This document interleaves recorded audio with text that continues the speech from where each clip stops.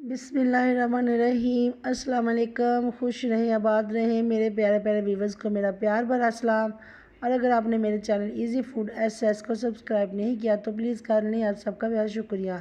तो चलिए जी चलते हैं रेसिपी की तरफ। आज हम बनाएंगे सरसों का साग और मकई की रोटी। तो बहुत ही मज़े की है, पंजाब की सौगात है। मौसम चेंज हो रहा है, साग भी आ चुका है, तो जिसको पसंद है वो तो ज़रूर बनाएंगे। तो ये देखिए जी, सबसे पहले ये मैंने 2 किलो साग लिया था। इसकी डंडियाँ छील कर काट कर अच्छे से वॉश करने के बाद इसे गर्म पानी हमने किया, पतीली में रखा था, डाल दिया। ये एक गट्ठी पालक के लिए इसे भी अच्छे से काट के वॉश करके डाल देंगे, साथ ही साग के साथ ही डाल देंगे। ये 1 टेबल स्पून भरकर ये थोड़ा सा ऊपर मैंने 1/4 टीस्पून 1/2 टेबल स्पून इसमें नमक डाल दिया है। नमक डालकर इसे मिक्स कर देंगे। मिक्स करने के बाद इसे हाफ़ कवर करेंगे, हाफ़ ढक्कन लगाएंगे, पूरा नहीं लगाना है। मेरी फैमिली में साग बहुत शौक़ से खाते हैं, इसलिए मैंने फ़ौरन से बना लिया। जब देखा साग आ गया तो मैंने बना लिया। बहुत ही टेस्टी बनता है, बहुत ही मज़े का है। ये सब्ज़ मिर्ची आप देख सकते हैं जितनी मैंने ली है, आप अपने हिसाब से कम या ज़्यादा स्पाइसी कर सकते हैं। तो ये सब्ज़ मिर्ची इसे मैं ग्राइंड करके डालूँगी। हाफ़ कप पानी डाल देंगे। इसे अच्छे से ग्राइंड करने के बाद ये देखिए साग हमारा थोड़ा सा पक भी चुका है। यहाँ पर सब्ज़ मिर्चें डाल देंगे और इसे मिक्स करके अच्छे से, तो फिर से इसे पूरा कवर कर देंगे। पहले हाफ़ कवर किया था कि साग का पानी जो उबले नहीं, बॉयल ना हो। और साग जब पकना शुरू हो जाए, साथ साथ गल जाए, तो ये मधानी तो हर घर में ही होती है। तकरीबन जब भी इसे चेक करना हो 2 मिनट के लिए, 2 से 3, तो बहुत ज़्यादा नहीं, 2 से 3 मिनट के लिए इसे इस तरह से ज़रूर घोटने से, इससे घोटा लगाने से साग साथ साथ में ना मिक्स होना शुरू हो जाता है, गल जाता है। तो बहुत ही फिर मज़े का बनता है। बहुत ज़्यादा एंड पर हमें मेहनत नहीं करनी पड़ती है इसे घोटने के लिए। ये देखिए पानी इसका तकरीबन ख़त्म हो चुका था, बहुत कम पानी था इसमें। आप ये देख सकते कितना, मतलब बहुत ज़्यादा पतला तो नहीं होता, तो ठीक ही होता है साग। पानी इसका ड्राई हो जाए। ये मैंने गंदम का आटा छान लिया। बहुत सारे लोग बेसन भी पसंद करते हैं, लेकिन मैं गंदम का आटा डालूँगी। आटा डाल देंगे, 3 मुट्ठी मैंने आटा डाला है। आटा डालते वक्त हमने मधानी बिल्कुल भी नहीं रोकनी, क्योंकि नीचे हांडी के नीचे मैंने आग जल रही है, आग बंद नहीं की मैंने।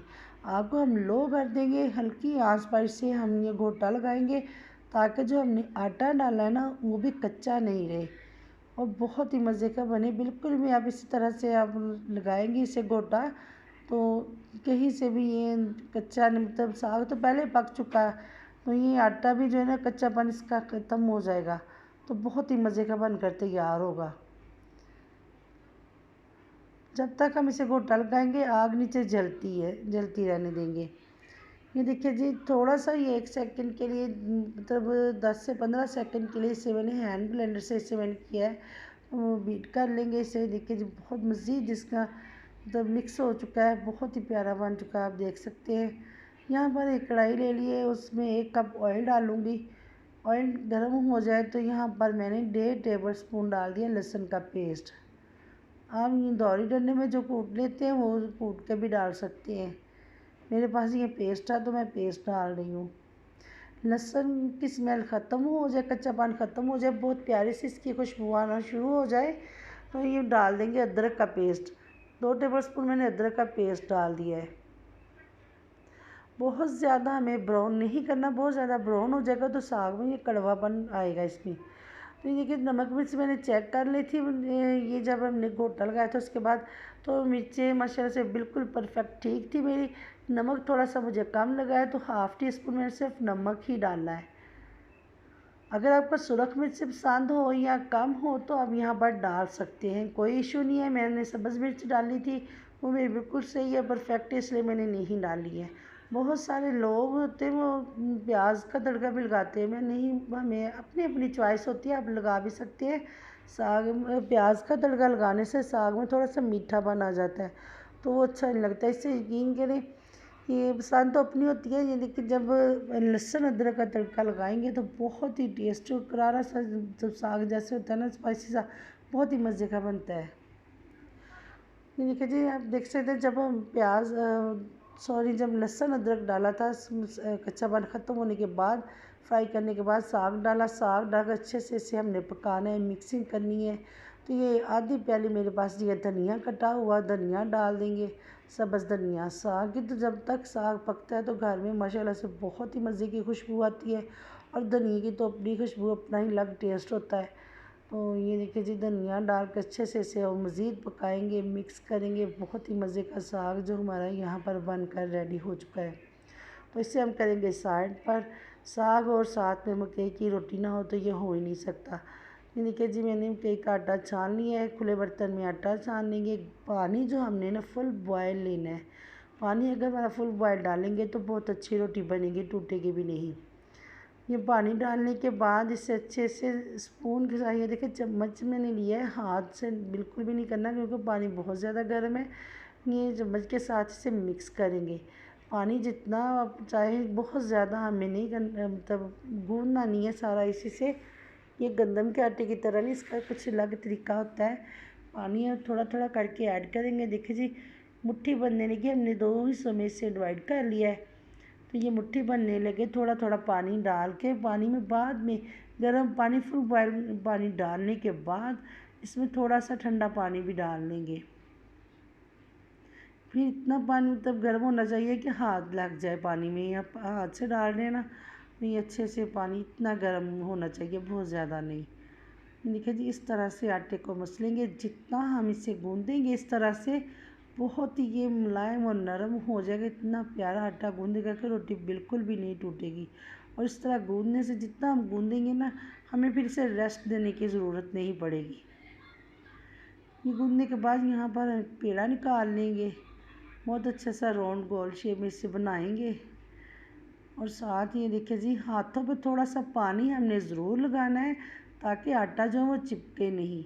ये रोटी इसी तरह से बनाकर तैयार कर लेंगे। ये मैंने एक रैपर पेपर बिछा लिया था काउंटर पे, मज़ीद इसे डाल कर काउंटर पे ये रैपर पेपर के ऊपर, तो इसे मज़ीद थोड़ा सा प्रेस कर लेंगे।